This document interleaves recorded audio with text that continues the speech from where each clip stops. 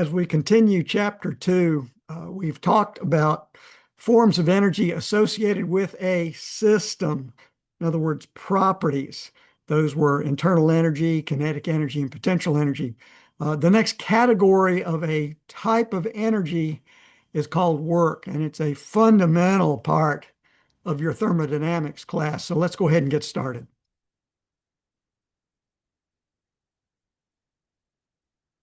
In this section, I want to talk about work and then introduce the idea of power. And it is my guess that, of course, you've heard these two words before, and you have a physical feel for these two are somehow they are related. And I'm going to tell you the details of how they are related. Now, we're going to be solving a lot of homework problems associated with calculating, determining the work for a system. And a key to success in problem solving, your homework, quizzes, tests, is you getting good at solving problems through sort of a process. And so I want to offer up to you at least my opinions and sort of a recipe for problem solving that you can find in my HW Solutions, Homework Solutions playlist, and would suggest that you at least browse these first two problem solving tips videos just to get some ideas. You can see this way you can see how I would solve a problem, and hopefully that can maybe guide you in developing your own style on effective problem solving in a timely manner, because notice how that's going to help you get ready for a quiz and a test where you can solve problems and it doesn't take you forever. You can get in, solve the problem, and get out. So let's start with a sketch. Starting with a sketch is really a critical step one in problem solving. So let's look at some examples of how would you sketch a closed system. And some of these you're already pretty familiar with. Well, here's the tried and true piston and cylinder in a vertical position. I see I'm showing my fixed mass. I'm showing a piston with some weight. Perhaps there's some constant force pushing down on the piston shaft there. That could be a pretty good sketch. Okay, could lay that piston and cylinder down horizontally. There's that same mass, so of course you see that the weight of the piston really isn't coming into play relative to the closed system, but I'm showing maybe force is variable. Maybe there's some variable force pushing on this shaft connected to the piston. Here's an example of a closed, rigid vessel where our gas or substance is contained within that vessel. That's a perfectly valid sketch. Okay. Here's the infamous cloud that you've been exposed to earlier in your academic career, right? The cloud, sort of a generic shape. That's a way to show a closed system. And of course, you remember that for closed systems, the mass is constant. And so in my green text box, it says, what we're going to do in this module is we're going to figure out a way to quantify the work done by a system when it goes through a process. So remember, a process, you're going from one state to a new state. Okay, we started with a sketch. Now let's look at a basic definition. And I think what we're doing here in our textbook, section 2.2, I suggest that you browse it at least. We're going back to high school physics, where the definition of work is an integral of a force through a distance, F dot ds. And gosh, you remember the dot product maybe from your statics and dynamics class, maybe. We're not going to delve into that, but do recognize that the basic idea of work is moving a force through a distance. And look, the classic example is lifting a weight, isn't it? And so, darn it, I didn't get a typical weight, so I picked up just an object here. And so here's my object. And of course, I'm going to do some work by starting here and lifting that weight up a certain distance. And so I did a small amount of work on that object. you've got the idea. Moving a force through a distance, and it's an integral. Okay. And now work is called a boundary phenomenon. So let's get back to thermodynamics. So we've got this closed system within a piston and cylinder, for example. Okay. And and so when I do my sketch, so I'm going to draw a sketch, and similar to my little example problem with my coaster, I'm going to show this piston moving upwards from state one to state two. So there's a sketch of my process. Say state one to state two. There's process one to two, moving the piston upwards from state one to state two. I'm showing my closed system, and I'm also showing a big black arrow, sort of a bold arrow, and labeling it W. So just like the book, W. But another thing I'm doing is, instead of just saying W, work, I'm going to call it work out. And so in all of my work, the way I was taught, and to keep myself straight, I always write W out, not just W. So this would be my sketch as an example to depict a piston and cylinder going from state one to state two. And our job is going to be, how can we numerically calculate the work done by this closed system going from state one to state two? This is so important. The little point I made in that last slide, it's so important to make, I devoted a new slide to it.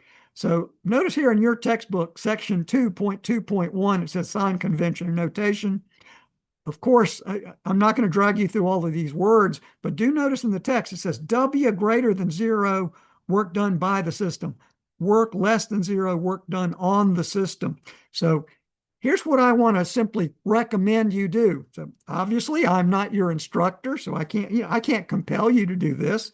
But when you see W in the textbook, I want to encourage you to write W sub out. Okay.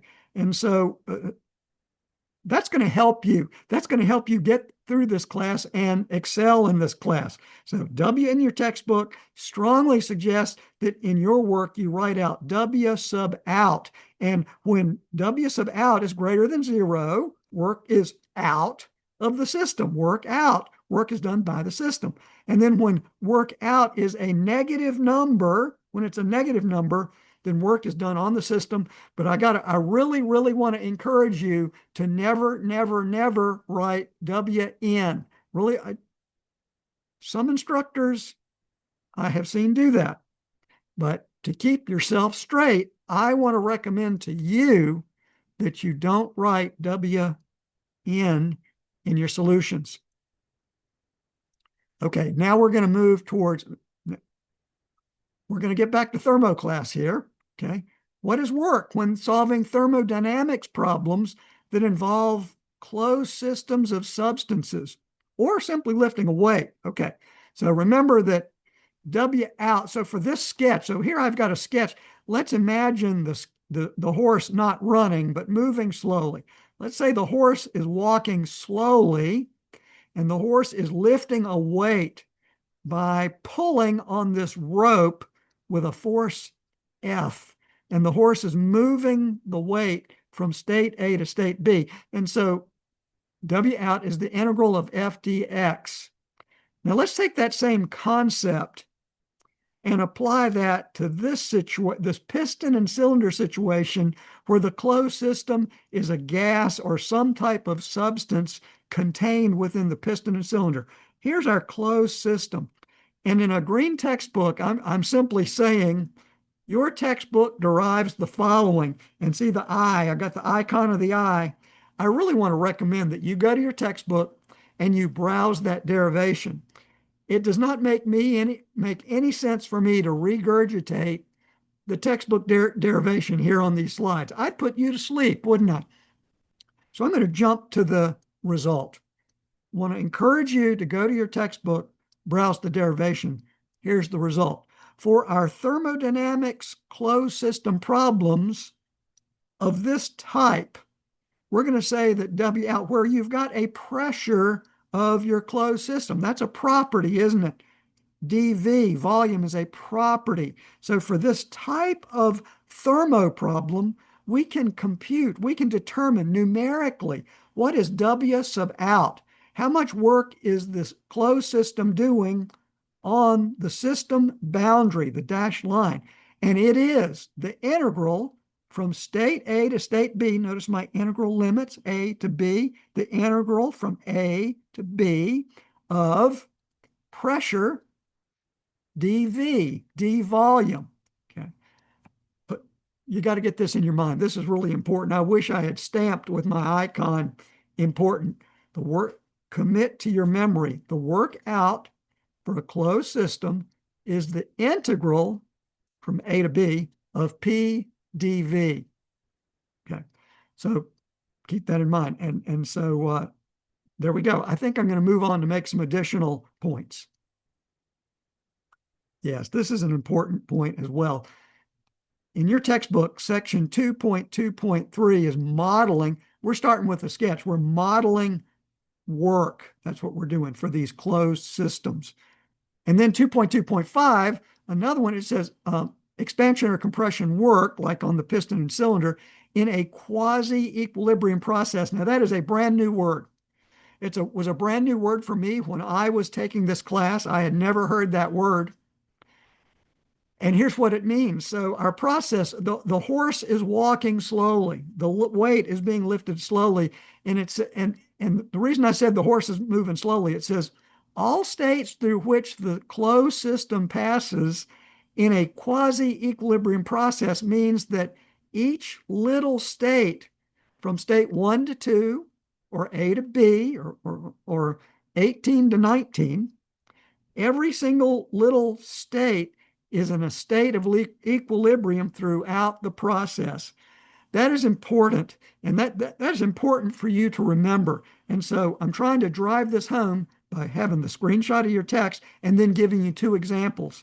On the left, a pressure volume diagram of some squiggly line process that I've drawn sort of in a solid line, and that's depicting a quasi-equilibrium process. In other words, you see, mathematically, the solid line can be described by an equation or some function.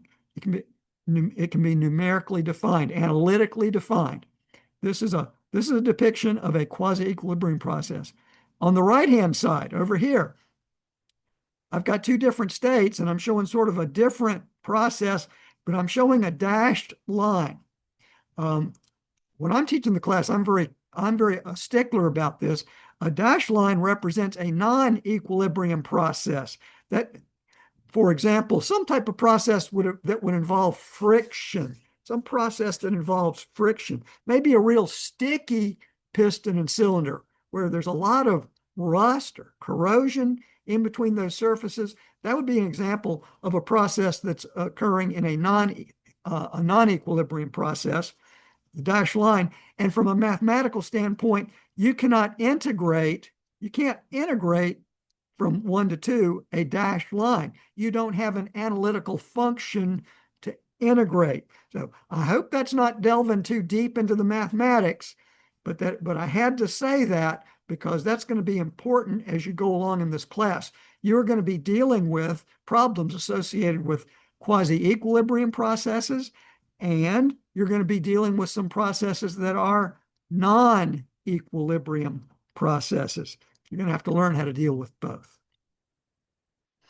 Okay, how do we visualize work? How do we visualize work? I want to go through this process for a quasi-equilibrium process. How do we visualize work for that quasi-equilibrium process where I've got a smooth line? It doesn't have to be a straight line, just some smooth line. So I've shown two curvy lines, and I want to give you an example. Now, this should be a review of your high school or freshman level calculus. This should be a review for you. I'm going to start at state 1 here and end it up state 2 for this left-hand example. So what's our fundamental relationship that we need to evaluate numerically? W out is the integral from V1 to V2 of P dV. That is our fundamental relationship. It's more than a formula. It's not just a formula. It's a fundamental relationship for a closed system undergoing a quasi-equilibrium process. Okay, here's my example. I hope that you remember that the visualization of an integral, it's more than just a math exercise. The visualization is the area under the curve of y, it's like pressure, dx. That's like volume, y dx. The integral of y dx, if you can draw the function from 1 to 2, for this example, we're integrating from left to right. The numerical result of the integral, darn it, look at this. It says W out greater than 0. That's true. I should have W subscript out. So sorry about that. W out is greater than 0 for this example problem here. Integrating left to right, you get a positive number. Okay, over on the next, the right-hand side example. I'm going from, I'm starting here at V1 and I'm decreasing my volume. So do you see that this over here would be like a compression process? The volume is going down and the pressure is going up. This would be like a compression process. What's the area under the curve? What's the integral of P dV? P as a function of V. So this isn't P times V. Do you see it? It's P as a function of V, dV. What's the area under the curve? You see it with your eyes. It's the crosshatch area, but it's going to be a negative number. Okay, integrating right to left, the work out is a negative number. And so maybe in the back of your mind, say, oh, for a compression process, kind of like pumping up my tires, work out is a negative number. I've got to do work on the system to compress my tires. Over here, left-hand example, an expansion process, volume's getting bigger, pressure's getting lower. Let's see, I'll just leave that alone, but that's an expansion process, and a process like that, the workout, that's where the piston is doing work on, or the system is doing work on the piston. That's like an expansion process, moving the piston upwards. All right. I'm spending a lot of time on this because it's important. It's just to jam it home. Work out is integral P dV. That's for a closed system, quasi-equilibrium process. Visualization of integral P dV. It's the area under the curve. For this example, integrating from left to right, from low to high volume, you better get a positive number. The other example, integral P dV, that's the work out. You'd better get a negative number, area under the curve, but you're integrating from right to left. I hope that helps. So I hope you've got that sort of learned. This isn't something you have to memorize. I hope you've got that learned. Oh, picky detail, specific work. So this is getting back, this is trying to set you up for solving some future homework problems, getting you more comfortable with your textbook reading. And the textbook and some of these homework problems throw a little monkey wrench in terms of the units of work. Units of work typically would be kilojoules, wouldn't they? Little w, what's called specific work, has units of kilojoules per kilogram. So you can see that the definition of little w is capital W out, divided by M. So that's important. That's another thing to put into your head. Okay, W sub out, little w out is W out over M. And so I've written down 3 statements that are all identical. These are all identical statements. So it's not like there are 3 different formulas. They're identical statements of the same fundamental. Capital W out, the work done by a system, quasi-equilibrium process, is the integral of P dV. W out is also equal to M, the mass of the closed system, times the integral of P d little v. You remember what little v is? V over M. You can see how the math works out there. M times little v is V. And then finally, little w out is the integral of P d little v. you're probably saying, gosh, that is just so obvious. Why did you waste a slide on that? I can assure you that uh, you need to have this, you have to be comfortable with this and be able to work with any of these fundamentals that are really the same statement of the work for a closed system undergoing a quasi-equilibrium process. You have to have P as a function of V. You must have, so you have to think of P as sort of some type of mathematical expression that you can integrate. And that mathematical expression's got to be a function of V. Another picky detail has to do with electric power or electricity. Let's say you have some source of electricity, and that should look familiar to you, right? There's your source of DC source of electricity. And so what I'm just going to say is that using electricity is considered the act of doing work. That's something you have to remember. Using electricity is, for this class, is considered to be doing work. And I'm trying to illustrate why it's easy just to say that, isn't it? But here's what you have to visualize. In other words, you have to visualize that electricity can do work. Electricity can lift a weight. And here's how you do it, right? So you take that DC electricity source, hook it up to a DC motor, hit the switch, and that motor is going to start spinning.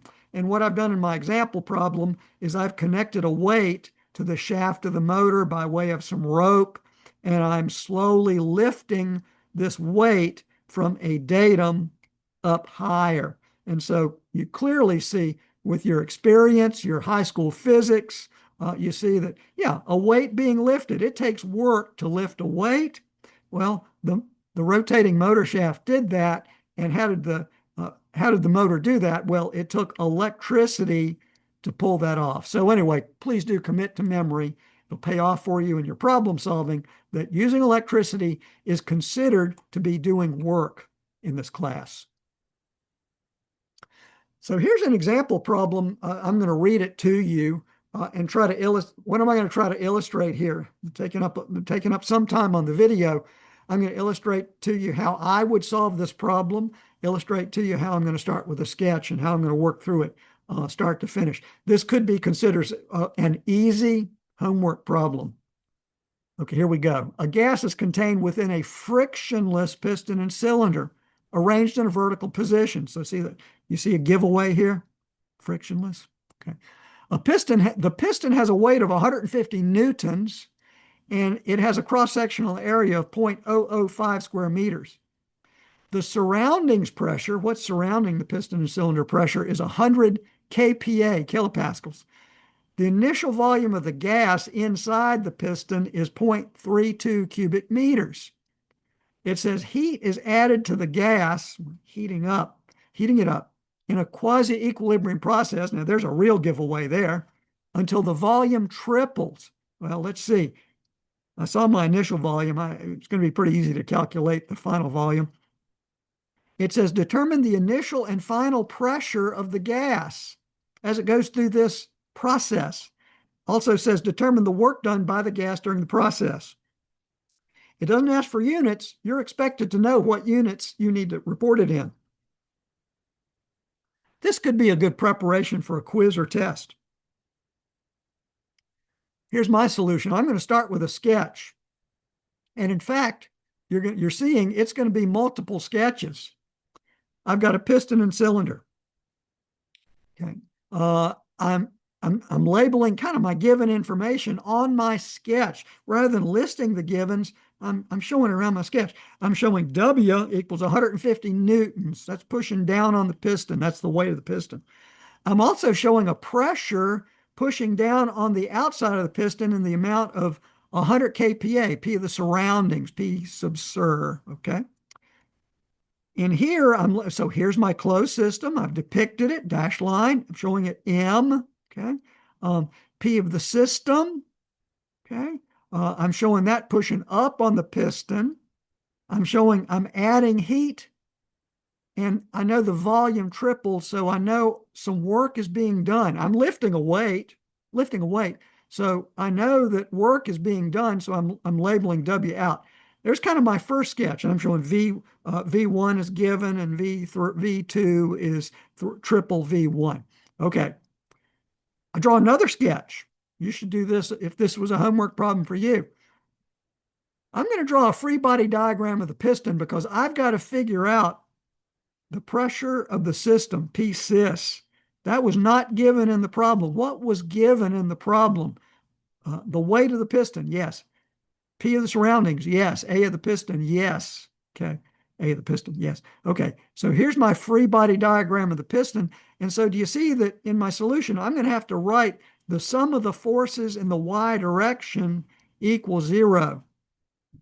The upward force must exactly match the downward forces for equilibrium to exist so that this piston is moving very slowly. It's not moving fast. It's not accelerating. It's moving extraordinarily slowly as we add heat.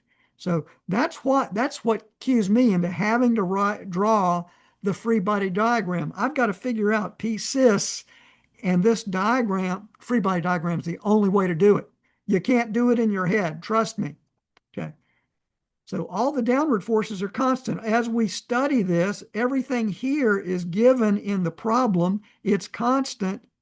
And so do you see, before you even run through the numbers, if all the downward forces are constant, the upward force has to be constant. A is constant. So P of the system has got it, whatever numerically it is for this process, P of the system is going to be constant. Okay. We're going to continue sketching. We just observed that for this process, the pressure is constant. And no, it's a quasi-equilibrium process. So we're going to be able to draw the process on a pressure volume diagram. P on the Y, V on the X. We'll label V1 and V2. Both of those are known. We could put numbers on that. We have observed that P1 equals P2 from our free body diagram. We don't have numbers yet, but we can draw the process. It's quasi-equilibrium process. It's a straighter. And now we've got to find P of the sys. We're also looking for W out. What's work done by the system? It's the integral of PdV. And based on just on the lecture so far, integral PdV, area under curve. It's a rectangle. Wow. I am expert at calculating the area of rectangles. It's simply going to be P of the system, P1 equals P2, times delta V, V2 minus V1. Easy to get these two numbers, relatively easy to get this, and we're going to bang this homework problem out quickly. Okay, so I've repeated my sketch. Okay. In my Excel solution, I've put down P atmospheric, W in newtons, A in square meters. Okay. I've got W over A in newtons per square meter. Okay. And so W divided by A, okay, is 30. And so in my offline, I didn't show my work, okay, but in Excel, what I did was I looked at my free body diagram and I solved for P of the system, in this case, P of the gas. I'm showing P of the gas. And I solved one equation and one unknown to see it's going to be P atmospheric plus W divided by A. So that's my numerical work. I got my units all straightened out because P atmospheric is in kPa. So this WA over A term, I had to convert that to kPa. I got 30,000 newtons per square meter. That's a Pascal. So I had to divide that by 1,000 to get kPa. And so the pressure of the system, this P sys, that's going to be the same as P gas, 130 kPa. So I can put 130 kPa there, newtons per square meter. Constant pressure process, it's the area of a rectangle. So here's my P of the system. V1 and V2, pretty easy. I wrote them down. Okay. And so now it's plug and chug. Let's see. kPa is a newton per square meter. Okay. Divided times delta V, cubic meters. So it's going to be kilonewton meters. So I do my math. P times delta V, the area of a rectangle, is 83.2 kilonewton meters. And oh yeah, a Newton meter is a joule. So the answer to this homework problem is the gas does 83, and it's a positive number, yay, 83.2 kilojoules of work is done during the process. And I've written that out in a sentence. You think, man, he really drug this thing out. I could do this a lot faster. I totally agree. You could do it a lot faster, but it's important I wanted to show you step by step how you would solve this problem on your own. I now declare you almost an expert in calculating work for a closed system undergoing quasi-equilibrium process. And so now we're going to switch gears. That's work. Kilojoules. What's power? Now, what do these three things, what do these three images have in common? What they have in common is all these pieces of equipment are in motion. This aircraft is in motion. The car is in motion. And although you don't see anything here, there's a shaft rotating. This steam turbine has a rotating shaft at a certain torque, and it's driving an electric generator, and it's making electric power. Okay, so this would be sort of a small steam turbine in a relatively small power plant, but there's motion here. There's rotational motion. That's what all three of these have in common. And so what they have in common is power, not work.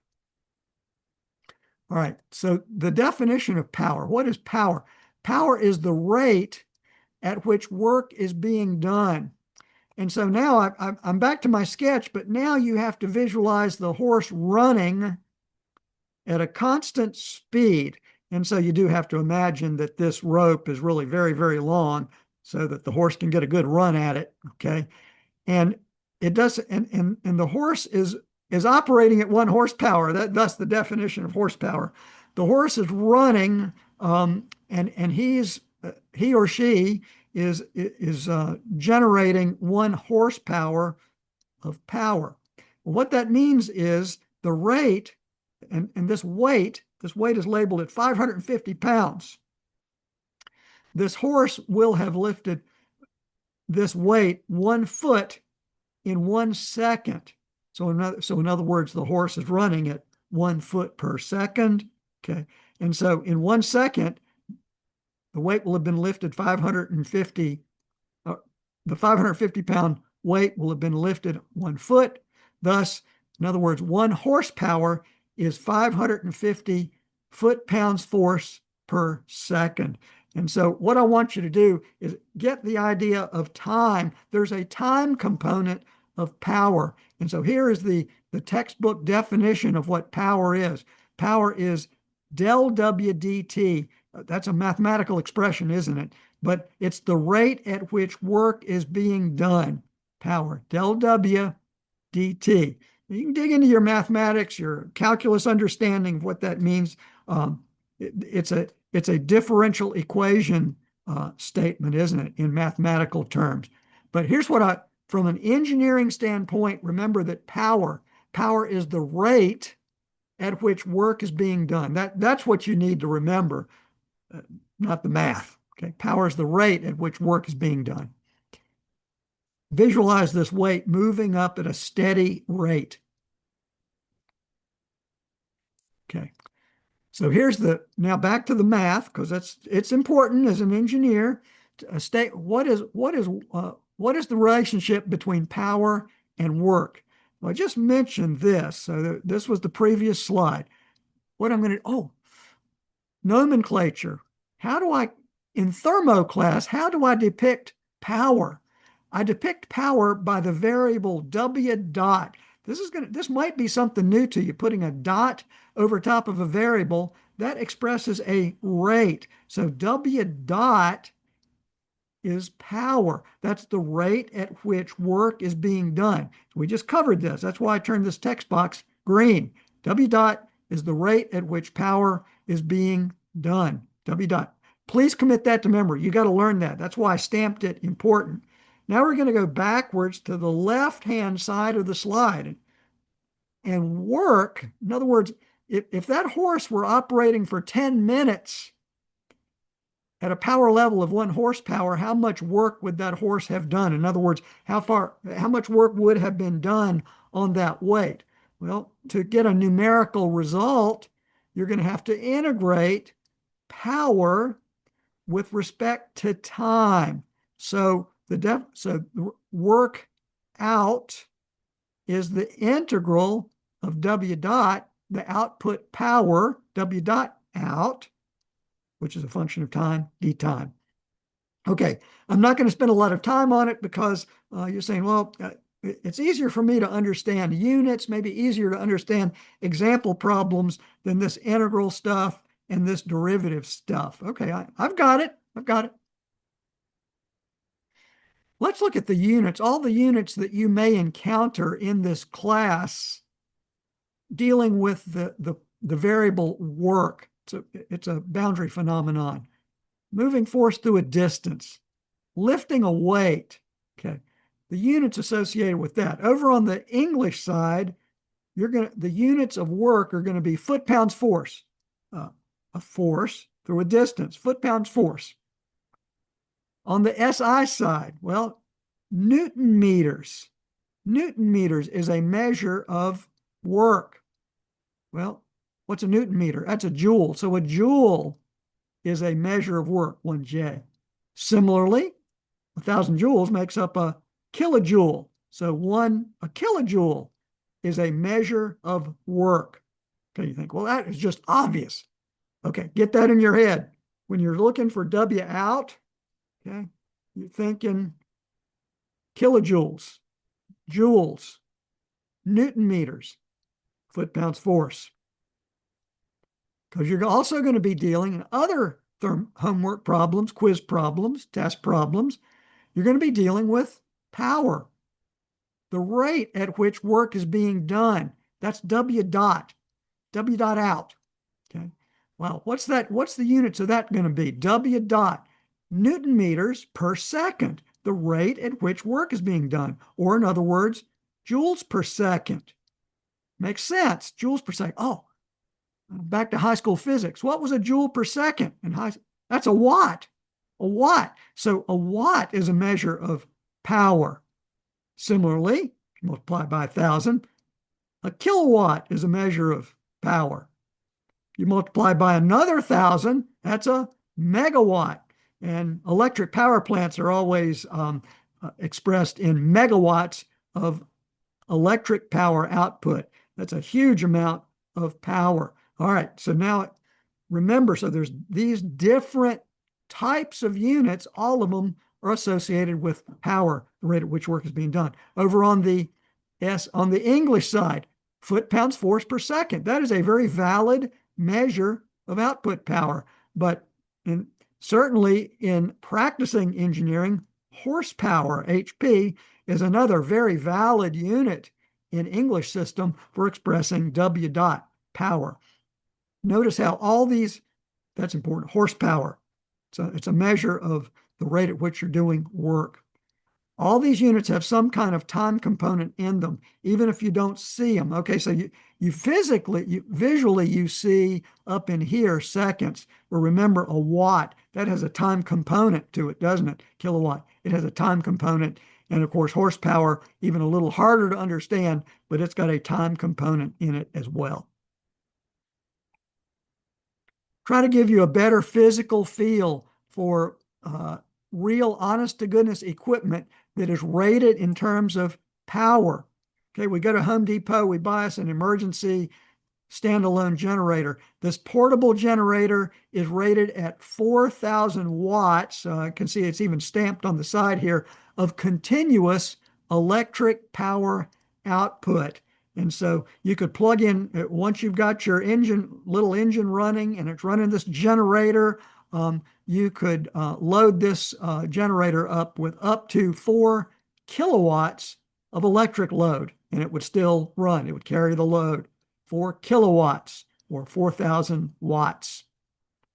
This is a Ford Mustang V8 engine. And I was able to see when I grabbed this image off the internet, I saw that this engine is rated at 350 horsepower.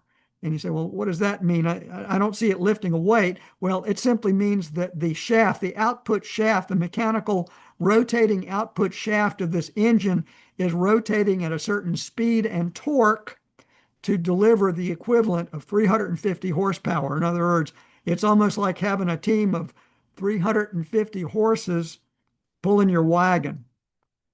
A lot more compact and cleaner than 350 horses.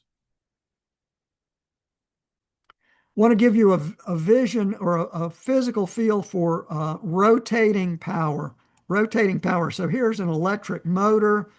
In this case, you've hooked this motor up to a source of electric power, you've plugged it into the wall, and it's rotating, and the shaft is rotating at some constant speed. Most electric motors operate at a constant speed, okay, and a constant torque. And so I hope that in some of your previous statics and dynamics classes, you've learned that output power is torque times speed. Here we go.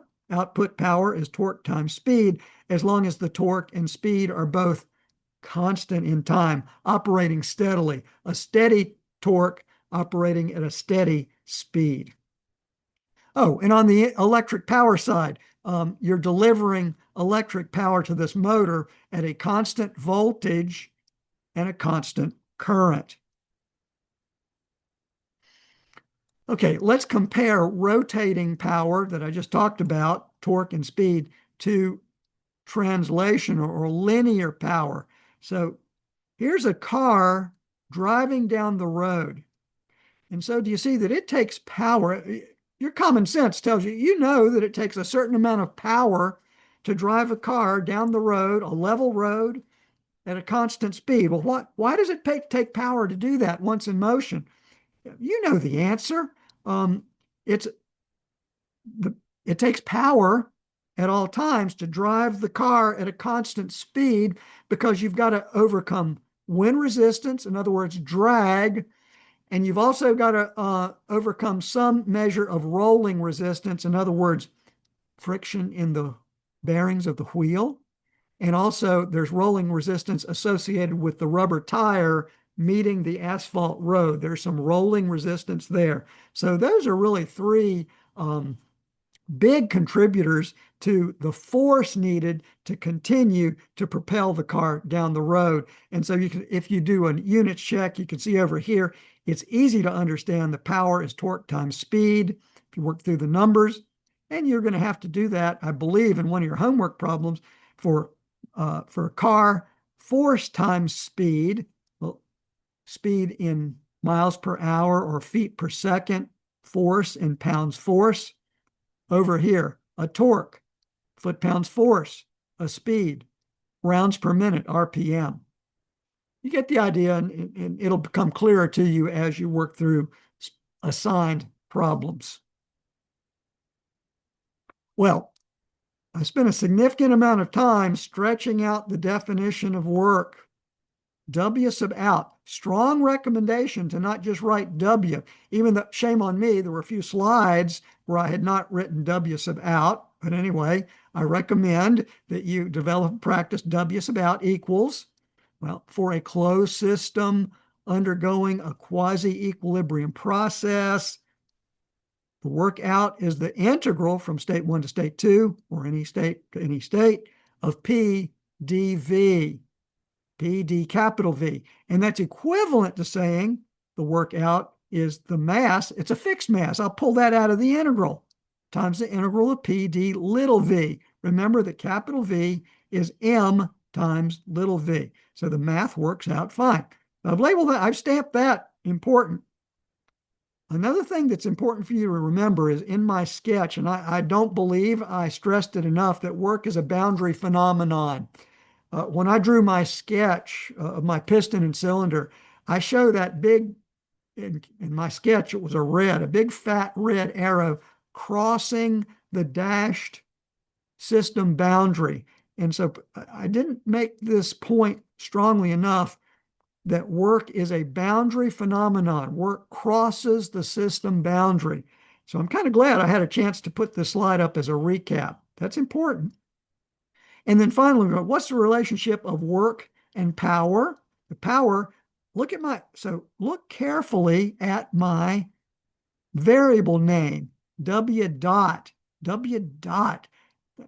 I can't stress to you how important that is. W dot is the rate at which work is being done. That's power. Okay. I hope you've been able to hang in for the duration of the video.